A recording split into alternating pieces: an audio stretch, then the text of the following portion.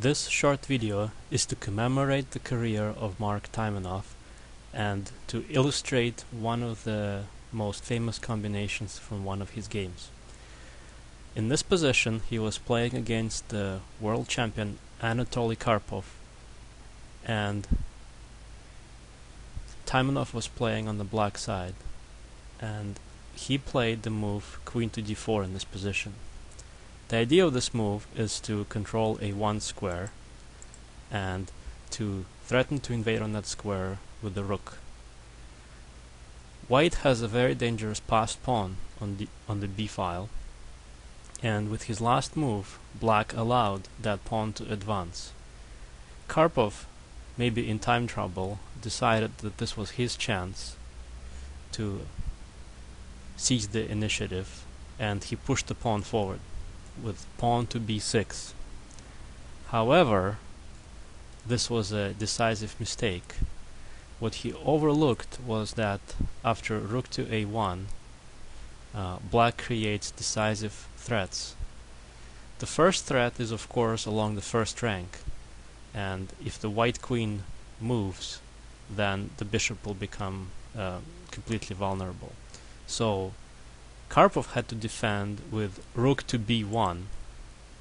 However, what he overlooked was that instead of creating threats along the first rank, black now completely switches over to a different side of the board and instead gives this unexpected check knight to g3. There are several tactical themes here. One is the opening of a file, but another one is the overloading of the white queen. So the idea is that if the white queen here takes, then because it had been overloaded, the rook becomes undefended, and black simply takes on b1, and he wins. This is unacceptable for white. As an alternative, as the only alternative, is the capture with a pawn. H takes on g3. However, as I mentioned, then the H file is opened up, and black goes back with the rook, and now his two remaining pieces coordinate perfectly in the sense that there's a threat along the H file, and white is completely unable to block that file because of the placement of pawns and pieces. Secondly, white is also unable to cover the dark squares and block the diagonal because none of these squares are covered by white sufficiently. So because he's unable to defend against this diagonal, and he's unable to defend against the threat along the H file, he had to resign. In fact, he had to resign after knight to g3 because the moves are very simple from here once you spot the idea.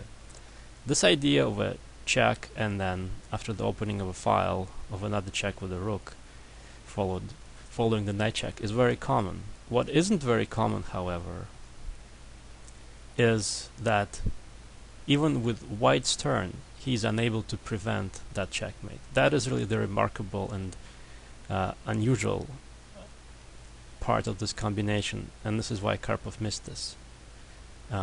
Because when checks follow one another, it's easy to spot them. When the quiet move like rook to a8 happens, it is not entirely obvious that there is no way to stop the threat, and this is what Karpov missed. But this highlights the power of this kind of combination, whether it's followed by a quiet move or followed by a check immediately. And it makes it easier to learn the theme, and maybe this is one of Taimanov's remarkable contributions to the game of chess.